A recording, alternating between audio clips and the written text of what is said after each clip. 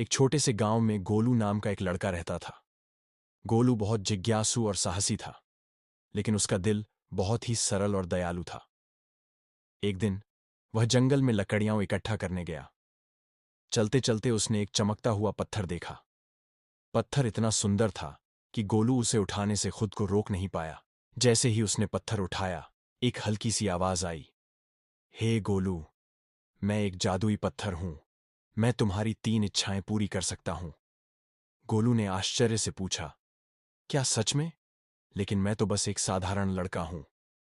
पत्थर ने जवाब दिया, तुम्हारा दिल सच्चा और अच्छा है, इसलिए मैं तुम्हारी मदद करूंगा।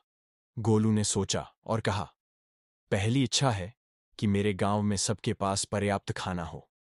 पत्थर चमका और गांव में सभी के घर अनाज से भर गए।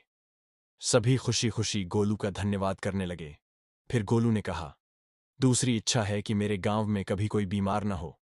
जादुई पत्थर ने फिर से चमकते हुए कहा, तुम्हारी इच्छा पूरी हुई। गांव के सभी लोग स्वस्थ हो गए। अब आखिरी इच्छा बची थी। गोलू ने गहराई से सोचा और कहा, मेरी तीसरी इच्छा है कि यह जादुई पत्थर किसी और जरूरतमंद को मिले। पत्थर मुस्कुराया और बोला, तुमने सबसे महान इच्छा मांगी है। अब मैं हमेशा तुम्हारे गांव को खुशहाल बनाऊंगा। यह कहकर पत्थर गायब हो गया, लेकिन उसके जादू से गांव हमेशा खुशियों से भरा रहा। गोलू का दिल संतोष से भर गया, क्योंकि उसने अपनी इच्छाओं से दूसरों की मदद की थी।